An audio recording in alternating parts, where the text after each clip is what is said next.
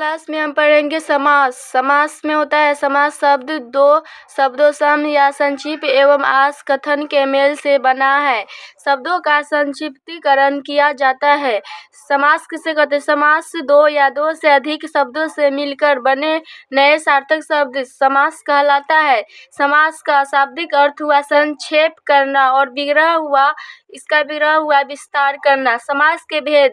समास के 6 भेद होते हैं। पहला है अवयवी भाव समास, दूसरा है तत्पुरुष समास और तीसरा है क्रमधारय समास और चौथा है द्विगु समास और पांचवा है द्वंद्वी समास और छठा है बहुव्रीहि समास। तो सबके बारे में हम पढ़ेंगे एक एक करके। तो पहला है अवयवी भाव समास।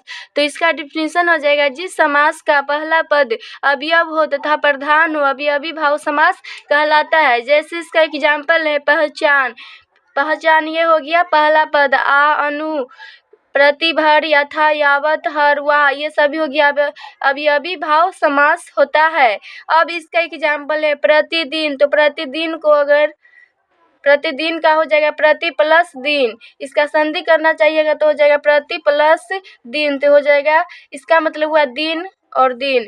यथाशक्ति, तो यथाशक्ति को हो जाएगा संधि यथा प्लस शक्ति। तो इसका हो जाएगा शक्ति के अनुसार।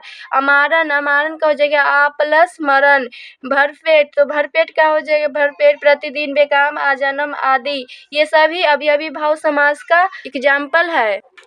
अब नोट में यह ध्यान रखिएगा, दिन दिन या घर घर, गांव गांव आदि शब्द भी अवयवी भाव समास के अंतर्गत होता है। दूसरा है क्रमधारय समास। तो क्रमधारय समास का डिफिनीशन हो जाएगा, जिस समास में पूर्व पद विशेषण न अंतिम पद विशेष से हो तो वह क्रमधारय समास होता है। इसका विग्रहण करने पर दोनों पदों के बीच के समान है जो आदि शब्दों का प्रयोग होता है। जैसे इसका एग्जाम्पल है चरण कमल।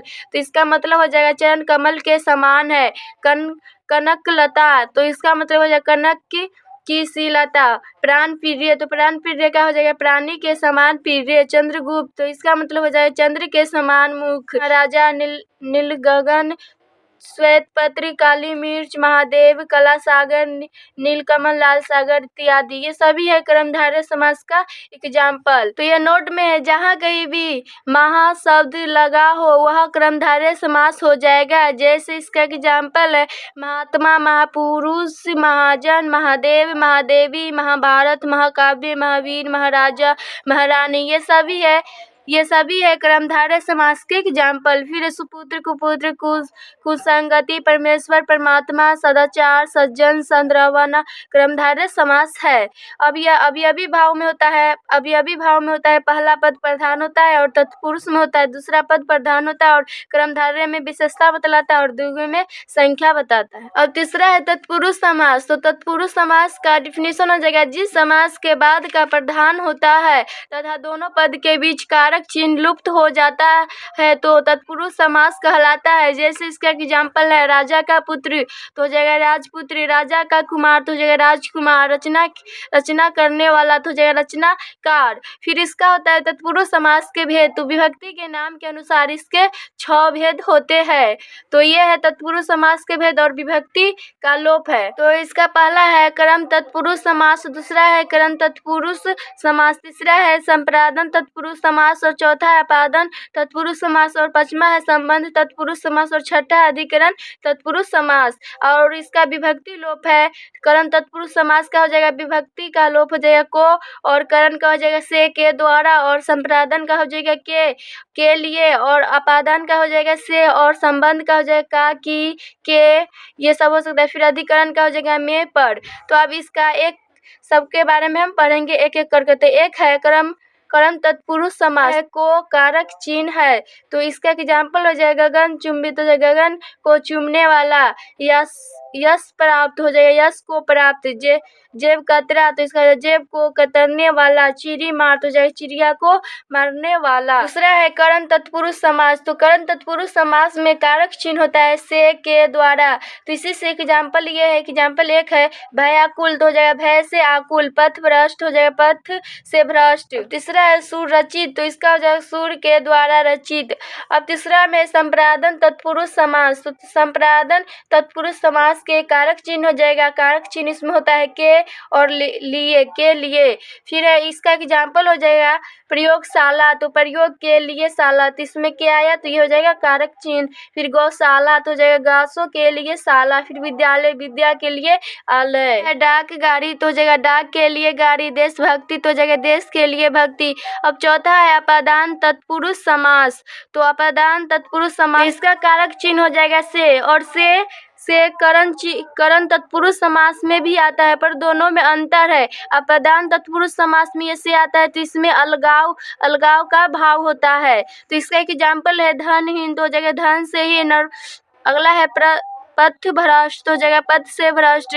पदच्युत तो हो जाएगा पद से मुक्ति। ऋण युक्त हो जाए तो ऋण से मुक्त। जलहीन तो जल का जो जल से हीन। अब है संबंध तत्पुरुष समास, तो इसका हो जाएगा, इसका कारक चिन्ह हो जाएगा का, के, का, की, के। तो इसका एग्जाम्पल हो जाएगा राजपुत्र तो राजा का पुत्र। गृह स्वामी तो जाएगा गृह का स्वामी। शिवालय तो जाएगा शिव का आलय।